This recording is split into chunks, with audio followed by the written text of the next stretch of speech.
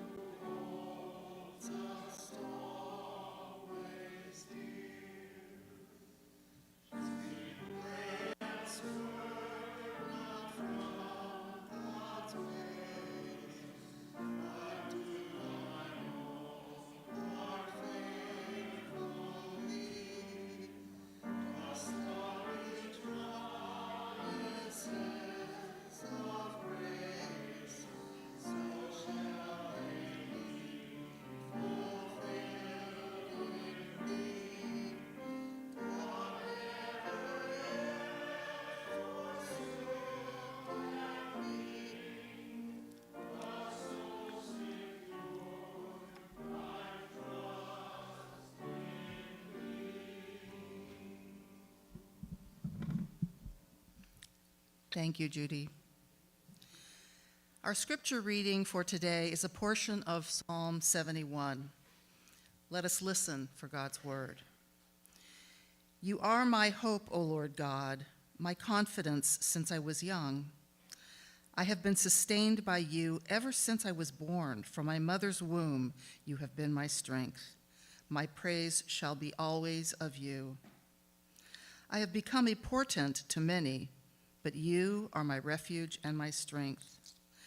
Lest my mouth be full of your praise and your glory all the day long. Do not cast me off in my old age. Forsake me not when my strength fails. You strengthen me more and more. You enfold and comfort me. Therefore, I will praise you upon the lyre for your faithfulness, O my God. I will sing to you with the harp, O Holy One of Israel.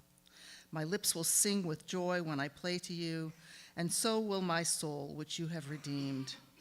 My tongue will proclaim your righteousness all day long. The word of the Lord.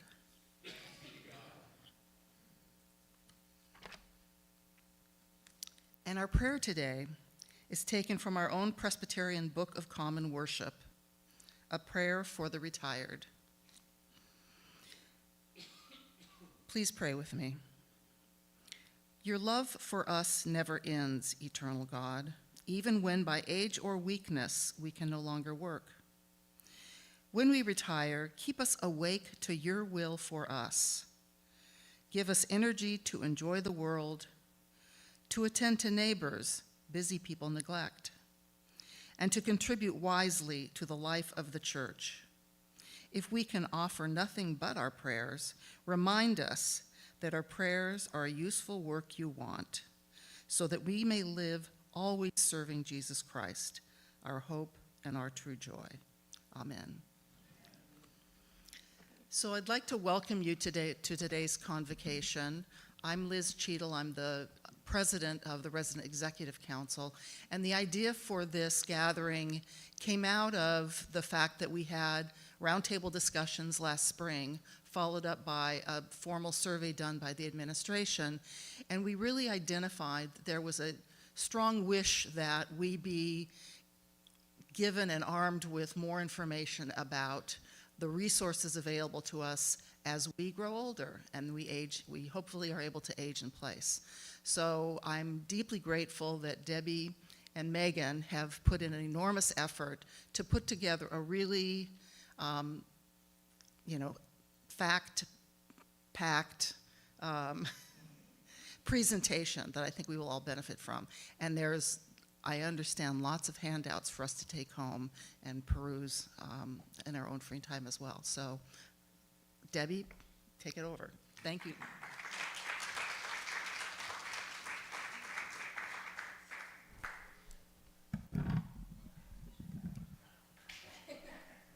Can you all hear me okay? Loud enough? Okay.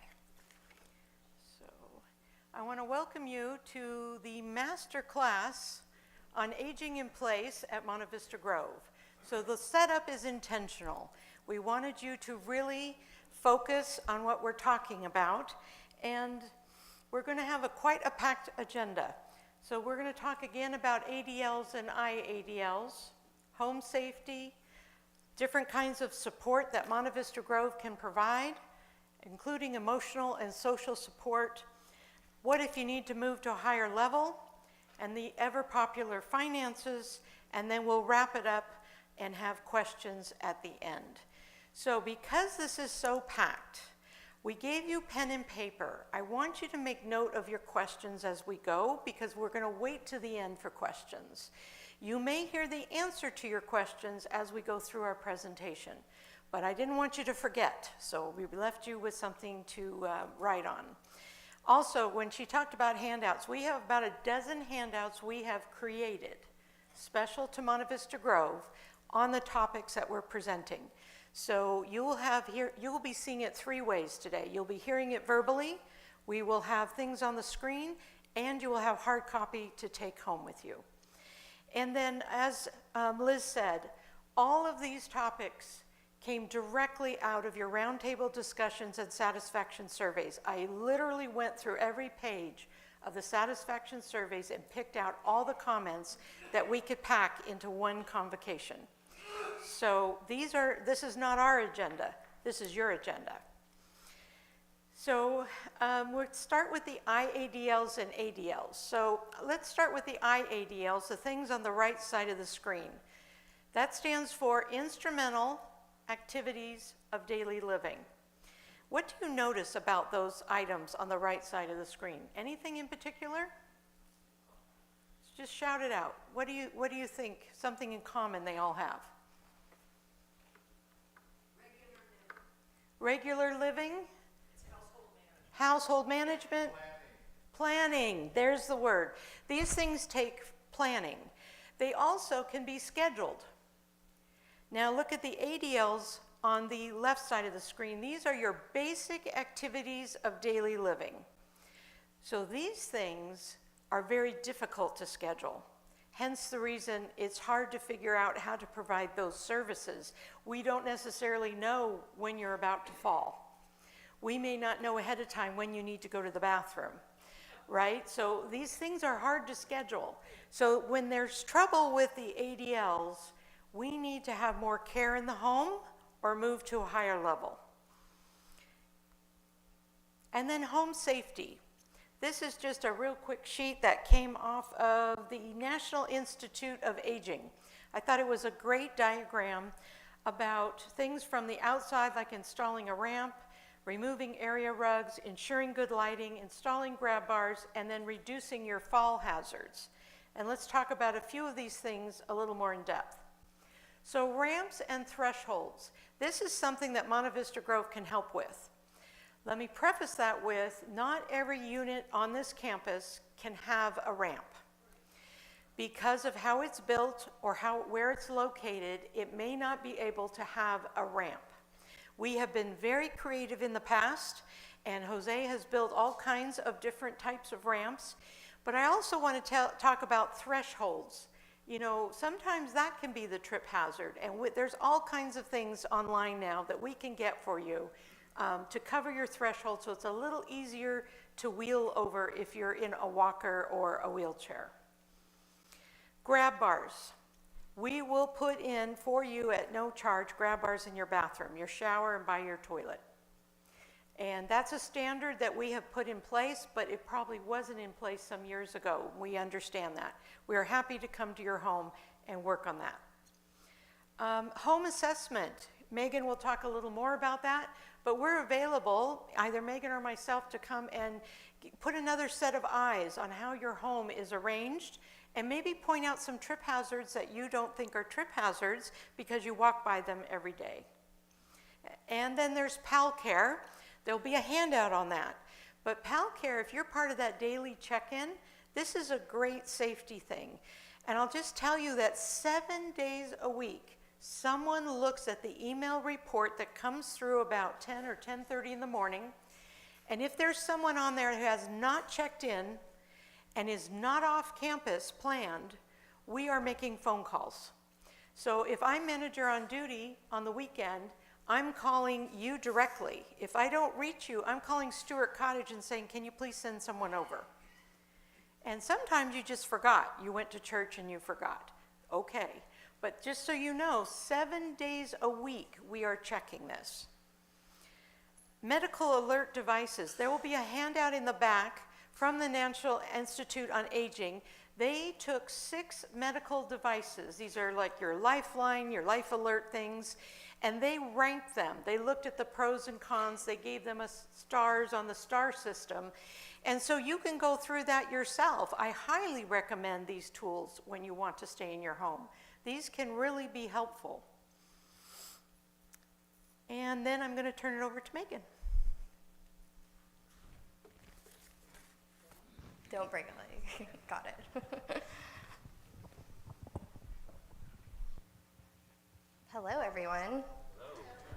Several of you said you were looking forward to this, and so am I. So over the last couple of years, several residents have come up to me looking for resources, and I've also received phone calls from a number of people in our community that are just looking for help. It's very overwhelming and taxing. So over the years, I've created these resources, and I'm doing a lot of research on how to better help you all age in place. So the first thing we'll talk about is the IADLs, which Debbie just mentioned.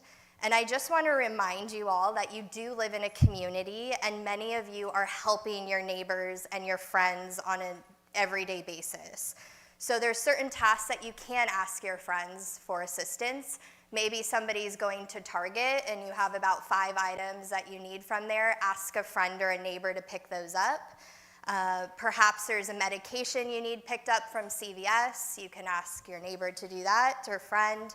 Gardening, pet care, picking up packages or dropping them off here in our commons. So those are some things you can ask your community. However, I want to caution those that are being so gracious and helping those out to also put boundaries up. Often, I think you may get bombarded with requests and tasks, and then it gets difficult to backpedal and say no. But it's okay to say no, and if you realize that somebody's needing more and more assistance, please feel free to meet with me, and I'm happy to kind of brainstorm with you how to better equip that person. What Monte Vista Grove can do for a fee are some of these items. So we can run some errands for you if you need some groceries, again, need to go to Target, pick up medications, increase housekeeping, laundry service, gardening, and again, picking up and dropping off packages. I had an individual here on our campus come to me about a year ago, and they were having a challenging time doing their dishes and also doing their laundry. So we came up with a creative approach, and we purchased a bulk load of disposable utensils and plates so that person didn't have to wash the dishes. and then we increase the laundry service. So there's options out there, and I'm happy to brainstorm with you. What Monte Vista can help with the ADL support. So we are willing to have you come to Stewart Cottage between the hours of 2 and 4 to get your vitals checked. It won't cost anything. You can speak to the charge nurse or Eden if she's here, and we'll check your vitals. And then let's talk a little bit about respite care. So some of you have heard about respite care. Some of you have asked about respite care. Respite care is available if it's available. So as you know, we are full on our campus. So if somebody needed that respite help today, I would not be able to assist with that.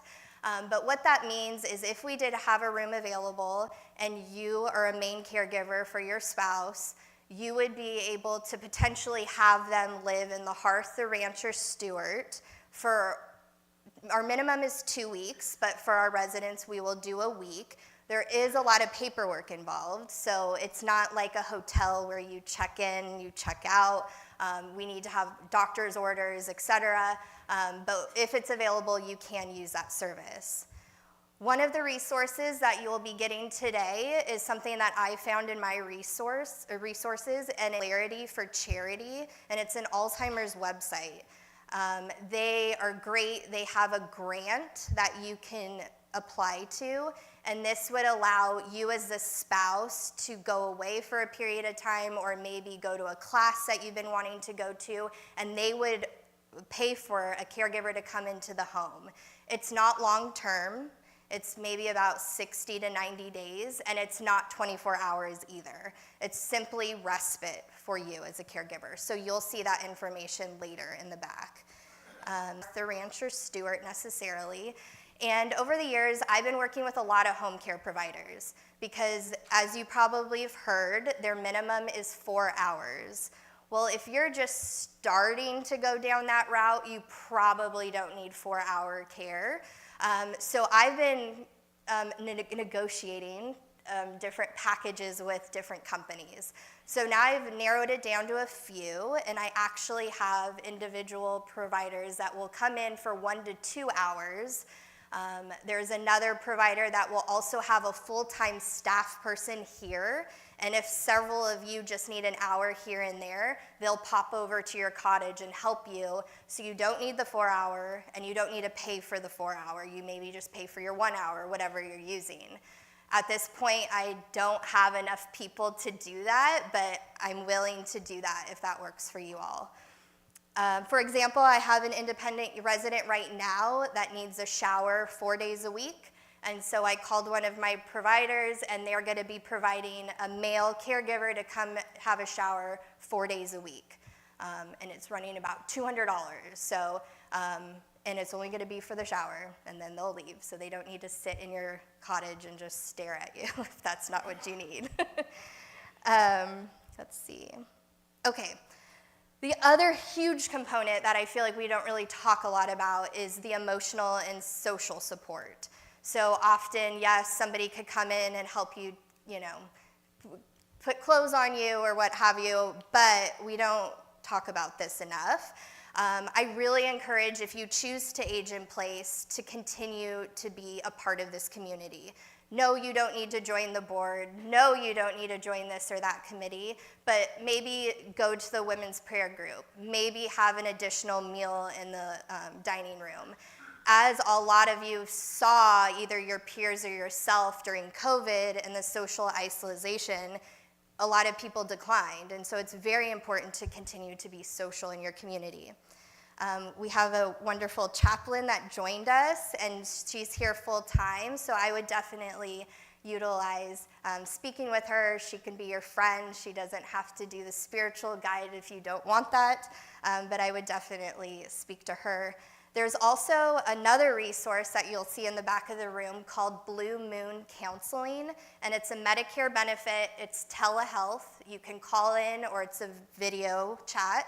And then there's a person on the other line. So it's for bereavement, it's for a new diagnosis you just found out, it's caregiver support. There's a number of items, but it's tailored to seniors because what I've found is there's a lot of psychologists that do not work with seniors. So I would be very interested in somebody using this and letting me know because I have not heard how it goes. So, and I think Debbie is next.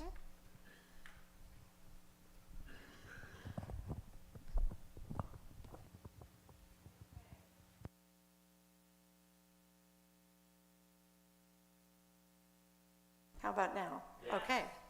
So now let's talk about that topic nobody really wants to talk about. Moving to a higher level of care. Let's talk about when is it time to start. So this is not an exact science. Everybody is different, but these are some of the common signs that we see. For instance, difficulty transferring from the bed, a chair, or the toilet. Very hard to have somebody there to help you with those things. In fact, you may be endangering your caregiver, your spouse, because this is a lot of hard work for them to do. So this may be a red flag. Dementia behaviors that interrupt the caregiver's sleep. The person with dementia doesn't seem to mind that they're up at night, but the caregiver starts losing sleep. Sleep is super important to your health. Unsafe wandering. So just leaving the cottage and going down San Pasquale. You become a high fall risk for whatever reason. You're unable to get to the dining room and the activities you normally did. Meagan just talked about how important the social engagement piece is. Coming to the meals in the dining room is one really easy way to get that social engagement. But if you can't make it to the dining room anymore, that's a problem. So that's something to talk about. And then back to caregivers, if the caregiver's unable to make and keep their own medical appointments, go to their own exercise classes, do the things that keep them healthy, that's a red flag. And I really believe in this, that the caregiver needs to be able to still do something every day that brings them joy. It can be watching a favorite TV program, it can be reading, it can be a Bible study, it can be playing bridge, what have you. But you need to still be able to have your own joy in your life, not just be focusing on the person that you're taking care of. So let's say that some of these red flags have come up and you want to know who to talk to. Meagan, Meagan, that's who you talk to. I'm also happy to talk to you, but she is the director of assisted living. So I really turn the reins over to her. She's done a masterful job helping people through this process. So I hope that you'll reach out. What is the process? That's the other question I hear a lot about. So there's really kind of breaks down into three parts. First is the consulting part. I would encourage you to talk to your family. It is so helpful when the family is part of the process. And then you meet with Meagan and talk about what you might need. And then there's always paperwork. We can't avoid it, but we are licensed by the Department of Social Services, and they do have some requirements in place. So there's forms that go to your doctor, there's some admission forms, and then Meagan would do a needs assessment so that we come up with what's called a care plan and know how to best meet your needs in our assisted living. And simultaneously, you can also be planning the move. And this is probably where I hit the biggest roadblock with residents. Oh my gosh, I have all this stuff. So let's just chunk it down a little bit. First, focus on what you need to take with you to the assisted living environment. You'd be surprised how little you're really going to need.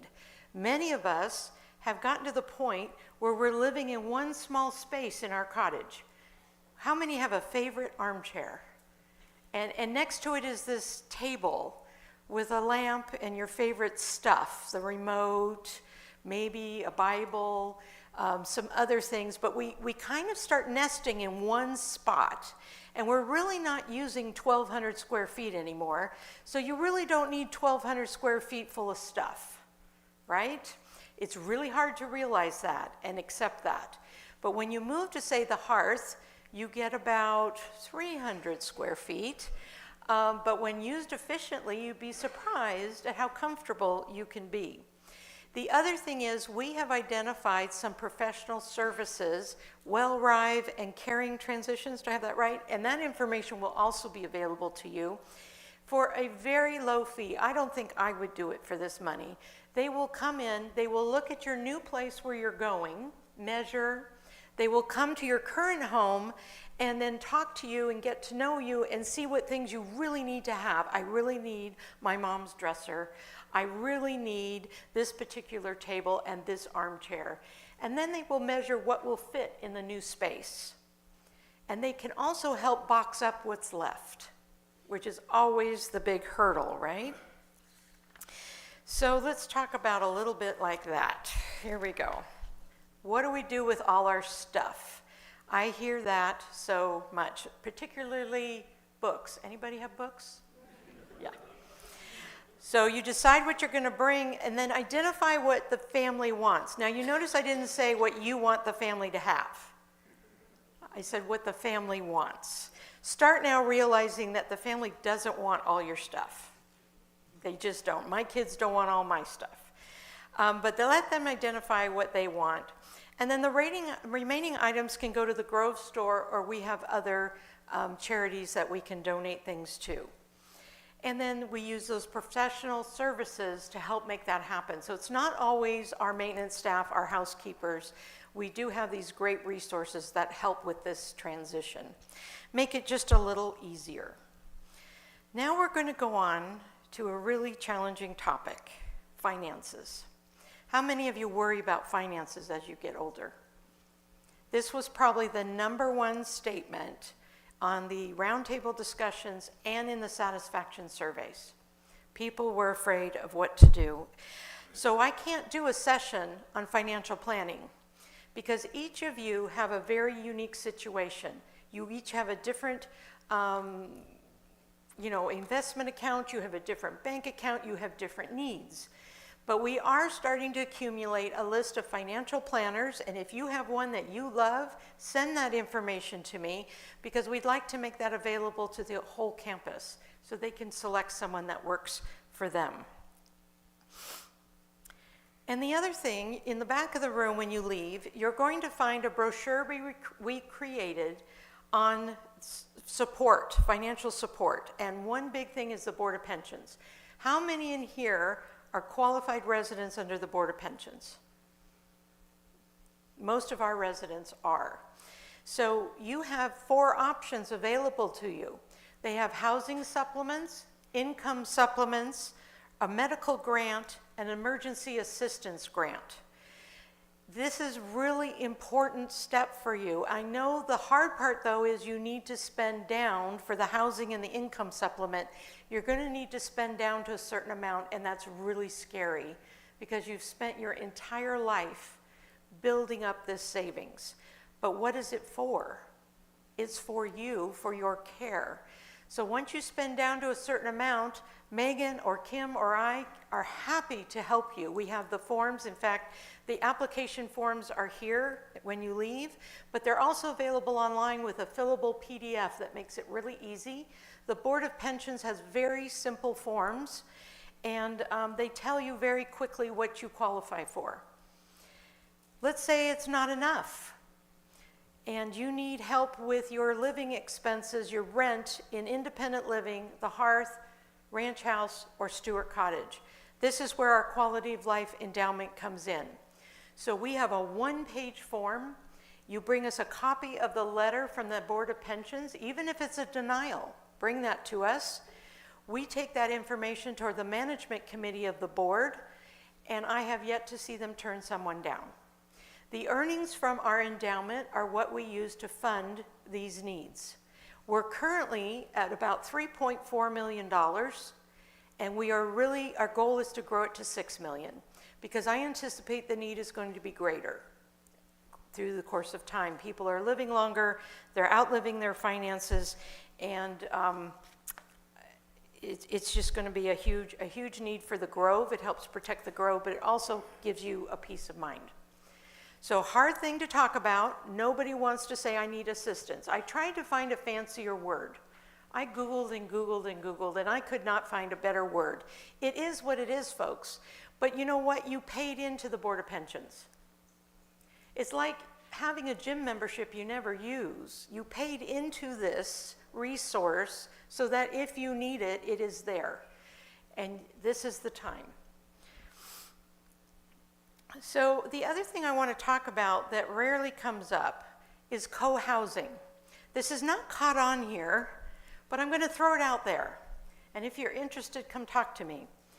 This is where two people who I hope really like each other, but at least don't hate each other, decide they want to share the same independent cottage. Many of our cottages are 2-bedroom. It would be very easy to do. You would still have your privacy, but you would share a living space and a kitchen, and you would have half the expenses. There are going to be more and more single people, either by choice or by circumstance. This is a great option. So if you have someone that you're a close friend with on this campus, and you think that would just like be an all-time slumber party, you know, this is something to consider. This is something to consider. You would cut your expenses in half, and the Grove is very open to talking to you about that. So to wrap up, we've talked about handouts. There's going to be a dozen or so handouts as you leave. We purposely did not put them out beforehand because we wanted you to focus up here, but they're on all the things that we talked about. And they're also going to be in Go icons. So we're going to create a section for aging in place, and we'll put all these resources there, but we also wanted you to have a hard copy. Sometimes it's nice to have something to hold. We can also email these things to your family if they're interested in this information. Now the fun part, Q&A. So Meagan, you want to come on up?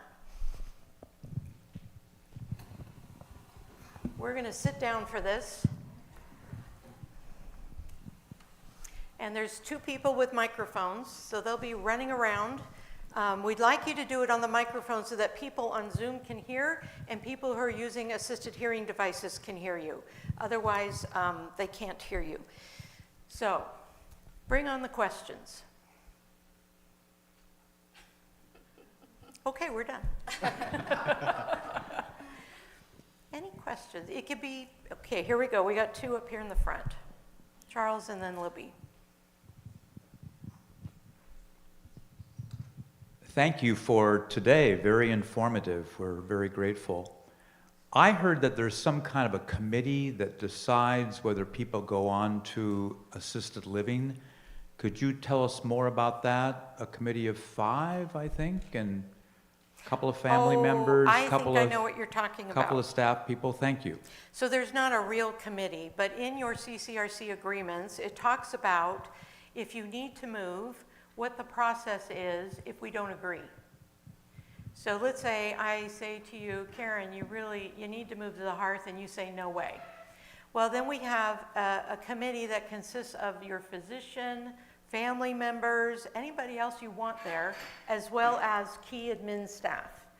And we talk about the reasons why we think you need to move, what the documentation looks like, and see if we can't work through this.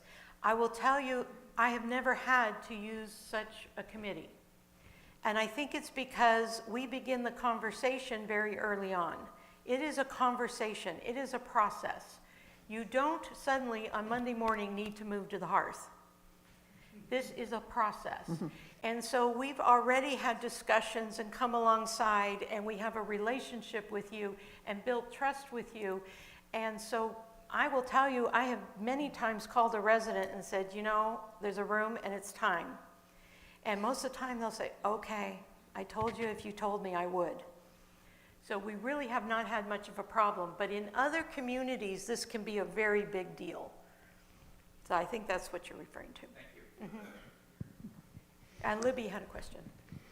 Libby has 2 questions, and I think they're sort of together. Strangely enough, within the last 2 hours, I've been in a conversation with somebody who is talking about walk-in showers where you don't have to step over a ledge.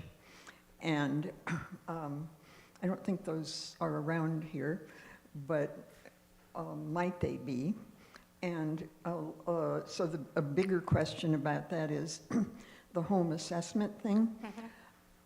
How does that relate to the thing that's supposed to happen once a year?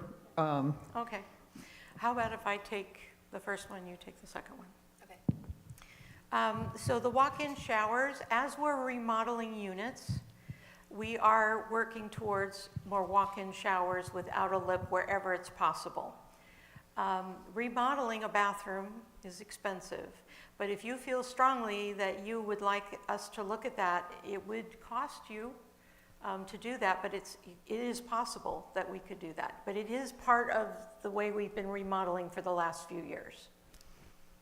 And then as far as the home assessment goes, the one that's done annually is through maintenance, and they're looking for, you know, I think they're checking HVAC and broken things. They do look, though, to see if there's a lot of clutter and concern, then they will bring that to maybe my attention or Debbie's attention. What we're talking about more is maybe there's struggles at home that you just need a little more assistance with. And so I can be able to come in and find those out, identify those, and figure out a creative way to, you know, manage that. Because a lot of times it's, you know, helping with finances or the grocery shopping or laundry. It's not necessarily you need assistance in the bathroom. But then I would also look for what are hazards in the home that you can remove or add to keep you safe. One thing I forgot to mention is one of the home care agencies I was working with, they have a device called a Sensei, and they put these devices, there's 3 of them, in your home, and they have snapshots of different things that you do throughout your home. They don't keep it doesn't save, and it's not video. But basically, if you're not going to the restroom enough a day, it's going to trigger it, and maybe you have a UTI and you need to go to the doctor. Maybe you fell, and then they trigger this system, and then it notifies whoever your family member is. Something else that happens if you're like moaning in the middle of the night in pain and you don't recall that the next day, it's picking that up. And that's just another way to keep you at home, because maybe you don't realize you need assistance from 6 to 10, but this device is kind of picking up a pattern for you. So it's a great preventative way to keep you home longer. So the home assessment that we do, we're not looking for broken things. No. We're looking for trip hazards, the way maybe your furniture's arranged, lighting, things like that. Oh, we have, who's next? Cynthia, sorry. What happens if you're ready to move to the hearth and there's no room? Yeah, good question. Good question. Do you want to tackle that? Sure. Okay. I will say we do have a room in the hearth, and I went through my wait list, and nobody's ready, but I do have somebody that's moving in. But it's just interesting, right? So everybody's nervous, and then when I call you, you tell me no. But anyways, yes. So I would work with you, and maybe we bring in home caregivers for the time being until a room is available. So maybe you just need it here and there for a few hours, and people can get by for a while. And I actually recommend doing that first before just moving into the hearth. I don't feel like you just have to, all of a sudden you need a little bit of help, now you just have to move, unless of course you want to, but I definitely think having home care for a few hours a day will really help lengthen your time in your home. I know there's there's several independent campus residents right now that have in-home care, and they probably will be fine for a year or two. So. If you think about it, we've had the hearth has been 16 rooms, and we've had the same number of IL residents, and we've been fine. Now, I understand that everybody is aging, and there's a larger cohort that's in this higher age bracket, but we make it work. There's a lot of things that can be done to keep you in your home, and the key word is safely. Mm-hmm. Once it becomes unsafe, we have a different conversation. And then over here, who's next? Okay, Betty's next, and then we have two with hands. So I have 2 questions that are, I think, more for clarification purposes. when you talked about the IADLs, the instrumental activities, and you talked about what you could get help from the Grove with at an additional charge, one of the things up there was gardening, which confuses me since Stay Green takes care of our gardens. Right. So some people want specific things done. So they want a specific plant replaced or fertilizer or wood chips, and it's just beyond you doing anymore.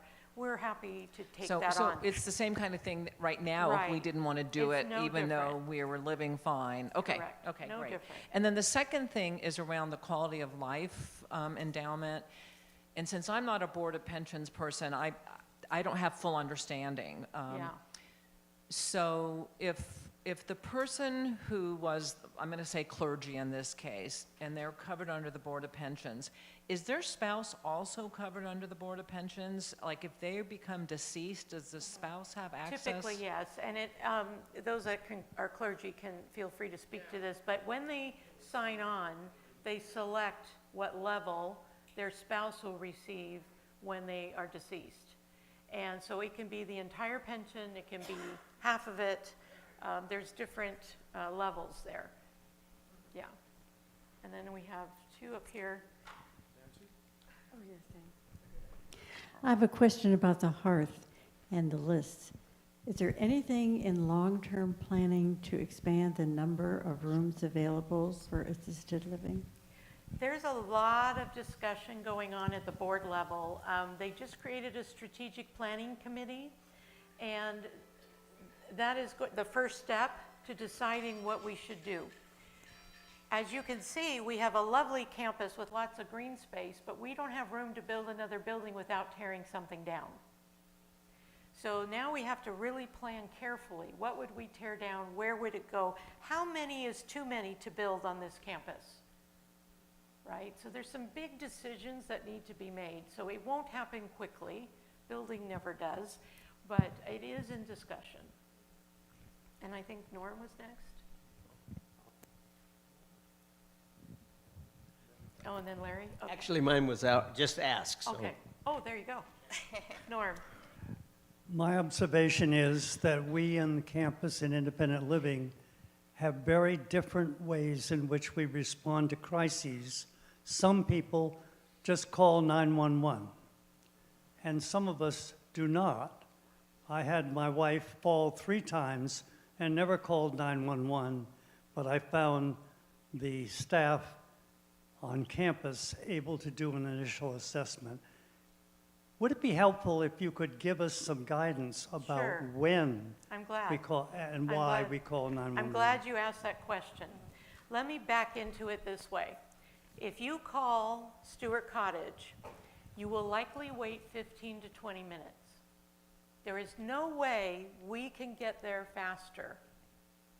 Okay? We don't have extra staff standing there waiting for somebody to pull the cord. So we plan on 15 to 20 minutes. Is this something that you're going to need help sooner? Is this a bigger emergency than that? Call 911 first. Don't call us first. Because you're wasting time. You call us, you wait 15 to 20 minutes, the nurse arrives at your door and says, yep, you need 911, and then they call 911. You could have done that. You could have done that a long time before and had someone much sooner to provide the care you need. So does that help? Because I can't list all the conditions, but backing into it that way. Okay. Who's next? Over here, we have Jane. Thank you. For people who live alone, when you call 911, how are they supposed to get to you? I'm assuming the doors are locked. They have a number of ways. So they know we're a senior community. And they know that we have support staff on site. So even if it's a night or weekends, they know there's staff in Stewart Cottage. They will likely stop in there. Stewart Cottage has a key to absolutely everything as a backup. And someone would go over with them, unlock the door, and do, take care of what you needed. Mm-hmm. And can I just say another word about living alone? The PalCare device, what I call the daily check-in club, is super great if you live by yourself and you don't want to do the buddy system, or you can do both. But some people don't want to do this buddy system thing. All you got to do is push the check-in at the top of that device every morning before 10 a.m. And then your name won't appear on the report and we won't be after you. We just need you to let Edgar know that you want to be part of that so we can turn on that little toggle on the back end. So I really encourage people who live by themselves to do this daily check-in club. Who's next? HB. Hi. Norm brought up the medical emergency, when you call 911 or when you don't. There are 3 times that it's a medical emergency. One is severe pain, severe pain. The second is excessive bleeding. And the third is difficulty breathing. 911. Summed up by our nurse, see? Thank you. That was a great summary. So breathing, excessive bleeding, and excessive pain. I have never pulled that cord in my bathroom. It's all wound up the same way I got it. So what happens if I pull that cord? In 15 or 20 minutes, someone will appear on your doorstep and say, Mr. Svensson, how are you? What can we do for you? But it's not we need to order pizza kind of thing, right? This is an emergency, but not the huge emergency like what Helen just described, okay? You might be feeling a little dizzy. You might have fallen, but haven't, significantly hurt yourself, but you're concerned. Those kinds of things, okay? So it goes to Stewart. It goes to Stewart Cottage. There's a panel, and it actually goes to their phones that they carry around. We have special phones that are for the PalCare system only. It's not their private cell phones. And those alerts go to the charge nurse. So it's all set up. If she doesn't answer soon enough and send someone over and clear that alarm, it comes to whoever is the manager on duty. And we rotate that between the 5. If you cut your leg or anything like that? If it's not bleeding excessively, then you could call us. But if it's excessive, you may want to choose 911. Who's next? Over here. Larry. So I presume that doesn't apply to when the cat hits the cord. Those That's a cats. different thing. That wasn't my question. I'm a cat lover, so I'm not going to judge the cats. You mentioned a minute ago a device about 3 paragraphs ago, and there's is that the new thing in the bathroom? Yeah, so the PalCare device, I think it's, what is it, blue and orange? Okay. Green? Okay, so the green part is the check-in part up above, and then the blue part is the emergency part. And that's what I'm talking about. are we automatically in that?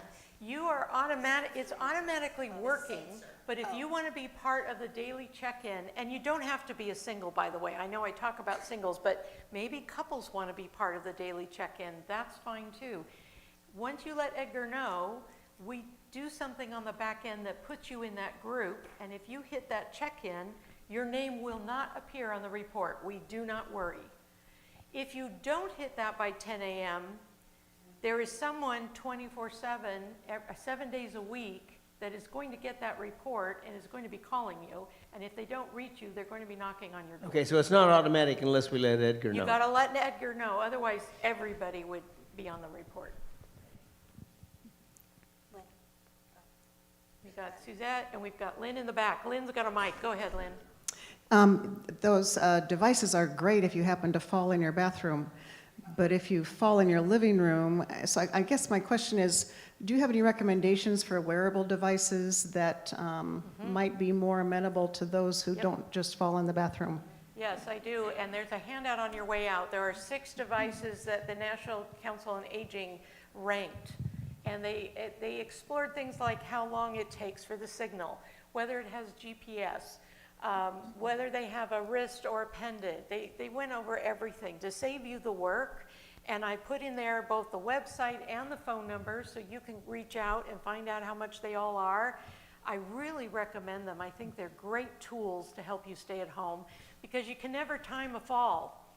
I never know when it's going to be or where it's going to be. None of us do, right? So this is a great tool to have. Who's next? Okay, Suzette. Just a couple. Is it of any help to you, or is there a system already for the wait list for people interested in the hearth? How are you managing that? You know, Tara and I'll be up in the next 10 years calling you, and not yet, honey, We'll though. let you take that one. Okay, let's answer that one first, and Megan's going to take that one. We haven't talked about this yet. We don't handle marital issues, Yeah, I'm we sorry. So typically how it's done is a resident will find me and let me know that they would like their name on the wait list. Sometimes, I mean, there's a situation that may happen, your health takes a decline and, you know, we're involved with your family and that's a different situation. But majority of the time, someone will see me walking by and they say, hey, I think it's time for me to put my name on the wait list. I say, no problem. I go back and do that. And then you're on the list until there's a room available. And so when I just had my room available right now, I start from the top and work all my way down. If you say I'm not ready yet, you stay there, and then I go to the next person. Can you talk about the community and? Yes, and I have a lot of lists. So what I have, all of them have a Monte Vista Grove list, and that's always my priority. I always call you first. So I have a Hearth Monte Vista Grove list. I have an outside community Hearth list. I have a Monte Vista Grove Homes Ranch list. I have an outside ranch house list, and same with Stewart Cottage. So I always go to the Monte Vista list before I go to the community. I was just about to start calling the community until I have someone moving in. So. And if she gets someone who says no, and we both know if the answer should be yes, I'll make a backup phone call. So we try to tag team on that and convince somebody. I have just a quick second. Yes.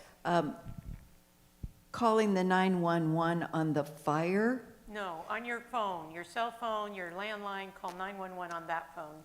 None of the other phones you have. From the If the fire department is called because the oven went off, or my sister came out of the shower and it set it off, what's the quickest way to call them off? Okay, the quickest way is to call Stewart Cottage, because what happens is the fire department calls Stewart Cottage first and they said, what's the code word? And so then the staff person, if they've confirmed there is not a fire, they will give them the code word and they call it off, and we don't get an extra charge. We are now charged, it's $300 or so every time there's a false alarm. I have Nancy. Libby has a question. She's been waiting. Oh, I'm sorry, Libby. Yeah, this is kind of a follow-up to what Jane asked, but personal experience. I had a COVID reaction. This was a few years ago. I was so sick I couldn't get to the door, and they tried breaking it down because the key that Stewart Cottage had didn't work. Mm-hmm. And maybe I'm obsessing about that home once a year check, but could they make I had a recent experience for a guest unit that the key didn't work. So I wondered if maybe we need to get those. That part of the annual assessment is to take our keys and make sure they work. We absolutely could do that. That's a great idea. Great idea. Okay, the annual assessment actually hasn't happened for a couple of years. It has not happened annually for a while, yes, but it will. Over here, we have. Oh, over here? Who has it? Oh, Danny. Go ahead, Danny. I have a follow-up question for Megan. Sure. You say you go from first offering the space to a resident, and then if it's no, you go to this outside list.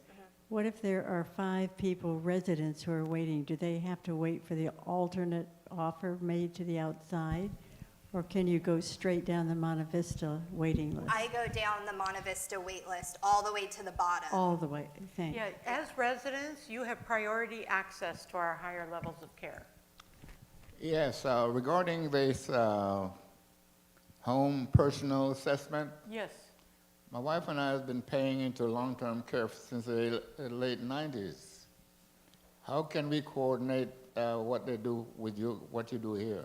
Is this long-term care insurance? Yes. Okay. I need to see your policy. Okay. Many policies will cover care in the home, right? Some will only cover care in skilled nursing. Some don't mention assisted living. So I need to see your policy, number one. Number two, you will have what's called an elimination, or better way to say it, a grace period, which is typically 90 days.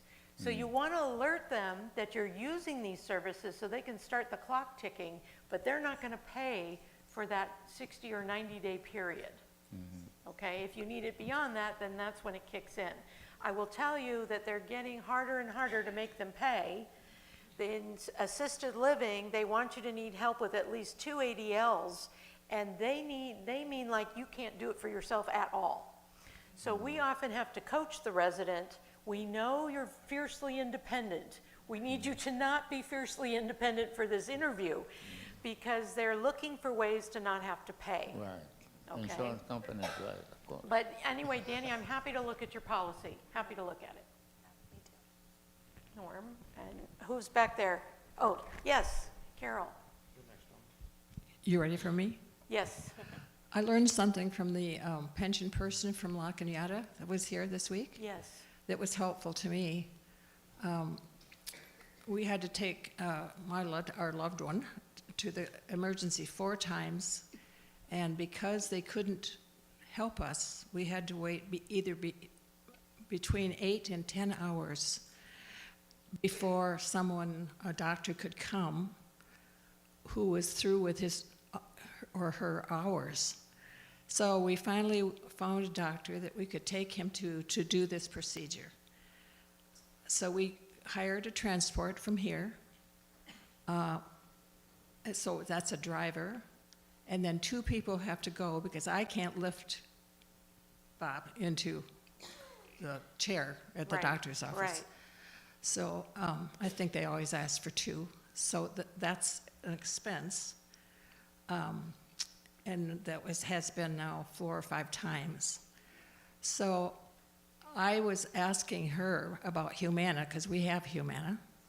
And I said, is that covered? Because I haven't ever I paid the bills, but I haven't ever sent it into Humana. She said they may deny you, but she said if they do, the pension has medical grants that are available to you. Yes. So that was kind of a relief to me. I haven't done that yet, but I'm going to. Right, right. And they're very easy to apply for, and there'll be forms on the table as you go out. So if you want to grab some of those. I didn't get any of that, Debbie. I'm sorry. I'm sorry, is this not working right? No, Okay, it so is. there are forms as you exit for the pension, the various pension assistance, including the medical grants. So you can pick that up. It's a very easy thing to fill out. Okay. And who is next? I lost track. Oh, Norm. I've heard of telehealth. Yes. I don't know much about it. Yes. But I'm wondering if, as we're planning for campus-wide Wi-Fi, if you're planning to look into the possibility of telehealth. So in general, telehealth is available through your provider. It isn't something that is made available through Monte Vista Grove. So your doctor may or may not feel okay with telehealth and have an appointment with you virtually. What Monte Vista Grove will be helping with is that connection. If we have good, stable internet, you'll be able to easily do telehealth. Now, I heard today that the government shutdown is now starting to impact telehealth. And that money is not there, so a lot of doctors are not able to do telehealth right now. And that's too bad, because it's really important to have that accessible. Yes? I used to be able to do telehealth, an annual report with my allergist, and they said Medicare changed, and now I have to come into the office. Right, right. So when you vote, when you talk to your politicians, go on a website, find out where to write to CMS, which is Medicare. You guys are the biggest group of demographics, your biggest demographic group. You guys have the biggest voice. I encourage you to use it. Okay, next. Oh, who's next? Who has a mic? Nancy? Nancy, okay. I just want to share an experience about falling options. If you have an Apple Watch, perhaps another one might work too. I do, and this summer in London I fell, and the watch came on immediately asking me, have you fallen? And at the same time, it notified Rachel that I had fallen in London. So I had named people who could be contacted, so an Apple Watch or maybe another kind of watch is also an option. An Apple Watch is a great option if you're comfortable with that kind of technology, great option. These other devices, some of them also have fall detection, and it's indicated on the sheet you'll pick up on the way out. Who's next? Okay, over here. With the Apple Watch, they will say, did you fall? And you need to answer yes or no. If you don't answer, then they call your people. Okay. You've got about a minute or two to respond, and you can say, no, I didn't fall, or yes, I fell, but I'm okay. But they don't call immediately. Right. And Lifeline and those like that are similar. So some of them that are in your home, there's a little speaker on a device that maybe sits on your counter, and maybe you're wearing a pendant or a watch, and if you fall, it will go off, and a live person will say, hey, Jeannie, are you okay?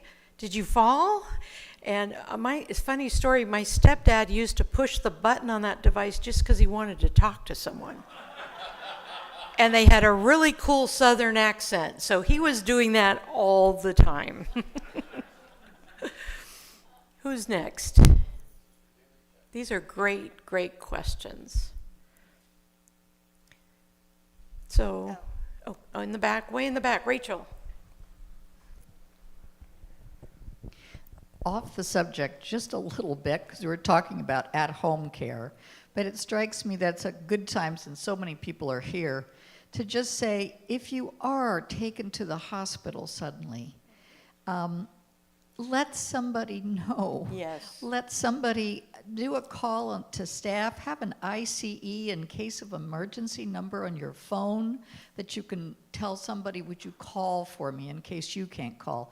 Or have a residence number. For heaven's sakes, let somebody know so that we can be available to help. Yeah. As part of that, if you're hospitalized, again, let somebody know. We would be happy to put that on the whiteboard in the mailroom, but we can't do that without your permission. And sometimes people say to me, well, so-and-so didn't give their permission. And I just say, did you ask them? Just say, can we put your name? Can we say that you're in the hospital? And they'll say, yeah, sure. And you can specify visits or no visits. The same thing goes for prayer. If you're in the hospital and you would like prayer, let Nancy Moore or me or our chaplain or, again, somebody on staff just say, I would like prayer. Would you share that word? And, okay, a final PS. I have a really good friend. This is something a little different. But if you need medicine picked up or a pharmacy pickup, I have a really close friend who loves to do errands on his scooter. Just give a call. Thank you. I agree with everything Rachel said. Oftentimes, we are the last to know. And I know you're all fiercely independent, and I respect that. But when you go now 911 or you're in the hospital, even for a planned surgery, please let us know. We won't gossip about it, but it's really nice to know. You aren't aware, but we kind of secretly keep tabs on you. You know, so we notice, hey, Jeannie always comes to lunch on Thursdays and she wasn't here today. We noticed Marilyn didn't pick up her mail and hasn't picked it up for 3 days. What's going on? So we do love you and care for you and respect your independence, but include us in the loop when you do need something, because that's what we're here for. Other questions? Lynn is in the back. Run, Louise, run. Get those steps in. This is actually not a question, but a reminder that with open enrollment now open, we are having the session here Monday with Diana Hernandez at 1 p.m. Should you be looking to shop around for a new insurance policy. Thank you. I just want to add in closing, we've tried as best as we could to give you information, but life is messy. And you all are so unique. And every situation, I've been here 30 years now next month, there are no two same situations.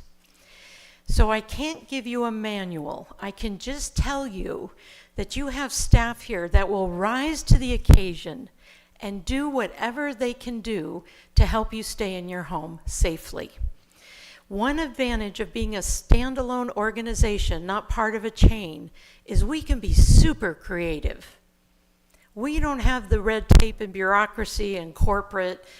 Meagan and I just text back and forth and I go, yeah, great idea. So this is all the information we can give you, but know that there's probably much, much more, and we're here for you in your individual situations. And I hope that helps you feel better. Okay, thank you very much.